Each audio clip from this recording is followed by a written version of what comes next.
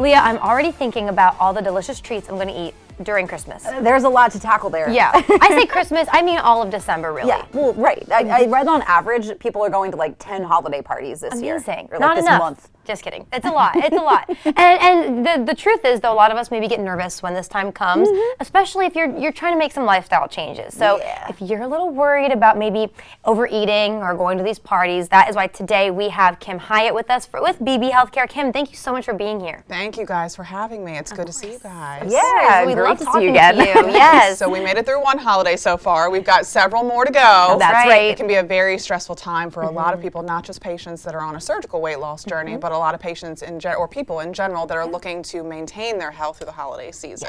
And I feel like we talked to Beebe the other day about how stressful holidays can be emotionally, mentally, and I think sometimes that can also take a toll on us physically when it comes to eating well during the holidays, because there's sort of this dual pressure, I feel like, of you want to join in all the fun, you want to eat all the treats that maybe aren't so good for you, but on the same side there, if somebody is maybe on a diet journey, they're like, people are going to be judgmental. Oh, should you be eating that right now? Sure. So what can people do, I think, to sort of work through that balance? Sure. So I always say to my patients this time of year, I always say, listen, the holidays, it's one day. It's a holiday. It's not a holiday week. It's not a holiday month. And it doesn't have to be a whole season of eating. Yeah. And sometimes people feel very overwhelmed by all the choices that lay in front of them. But you really only have to get through that one day. So what I first recommend is set yourself up for success that day. So if your norm is to get up, and just go ahead and have a breakfast, or if you're not a breakfast person, eat how you normally do. Stick to your normal routine as much as you can. Drink your water, stay hydrated, and I always recommend that you should be moving daily. So if you have something to get to later that day, that's fine. Enjoy yourself at that day because you've set yourself up well.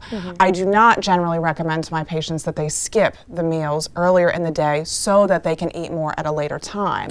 This feast or famine mentality really can be detrimental and can set you up for feeling very guilty, deprived earlier in the day, overcompensating at the mealtime, and then the feelings of guilt afterwards, and the feeling of picking up the pieces, or oh my gosh, have I undone all of the hard work that I've done so far? So if you just move about the day as you normally do, and then just account for the meal that you're going to have, and then you just get back on your normal routine the next day, that is a marriage of those two things without the yo-yo effect. Right. It sounds like it takes a lot of the pressure off, and I was telling you before we even started today that I've heard so many people will overeat on Thanksgiving or Christmas, and then they say, I'm just not going to eat the next day. Right. Why do you not recommend that? I don't, because it's that whole, there's multiple things going on here. It's the feast or famine mentality that if I restrict enough, I can treat myself harder later, but it doesn't have to be that way, right? So then, like I said, mentally, we kind of feel a little bit of guilt with that because we might even swing the pendulum too far and feel like we really, really ripped our lids off when it didn't have to be that way. So let's get into maybe the treats then. So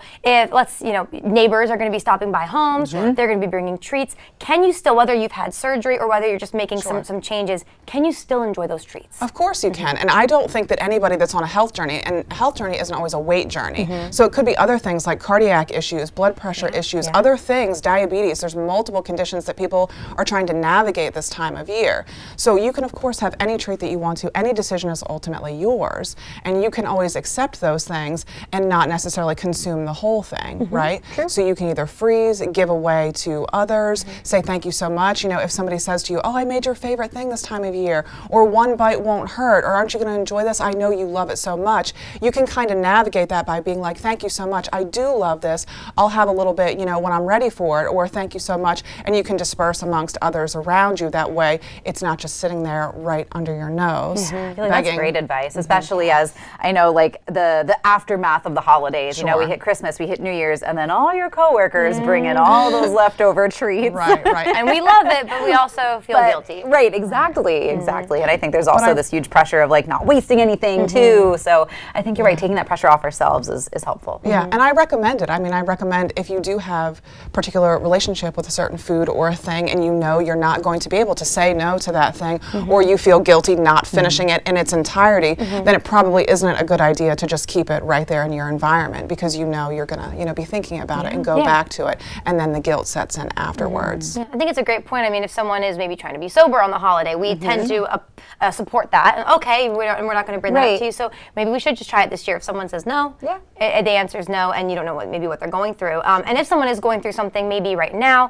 maybe they are feeling bad about themselves after the holiday, what does Beebe offer to help them just be their best selves? Sure, and I actually want to compliment you very much for saying it that way about, we often equate other health behaviors as a non-negotiable, but when it comes to eating or sometimes drinking, but eating things, we see that as a soft boundary. So your ability to, in a kind way, say, oh, no, thank you, or, oh, maybe the last time I ate that didn't agree with me, but thank you for thinking of me, is a nice way to set the tone without being aggressive in the approach. People often think that drawing a boundary is a negative thing or it's difficult, and it actually becomes easier, and it doesn't have to be done in an unkind way.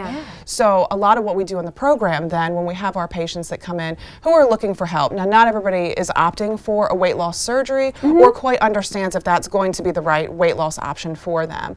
So we do offer free seminars for patients to get more information, and one of the things that I love to do is work with patients outside of the office setting, meaning in an exam room office, and offer that they come to support groups, classes, engage with each other, so that we can teach these things like how to navigate social situations, or when your body changes or when you look different than you did before, how do you go ahead and navigate that without self-sabotaging? So we offer a comprehensive approach, both surgically and behaviorally at our office. Yeah, options for a lot of different people. Love it. That's incredible. Just real quick then, Kim, how can they get started? Is there a website they should go to, or how can they find you and get this started? Sure. We have several options actually. So you can call our Georgetown office. You can also go to the Beebe Healthcare website and just search bariatric. We'll pop up as the providers there. We have 2 surgeons, then myself as the dietitian. And there's also online inquiries where you can just put your information in without any obligation, and that through the website we'll go ahead and send to our staff where they can be reached out to if they want to attend a seminar. Fantastic, awesome. Hey, the holidays can be hard, but Beebe's here for you. Yes. That's good to know. I think that's going to make people feel really good about themselves, Kim. Yes, thank you for having me very much. And I know that it's a hard time for a lot of people, but it doesn't have to be. It doesn't have to be. You're right. Well, Kim, thank you so much for being here. As always, we appreciate it. We have more CoastLife for you guys very, very soon. So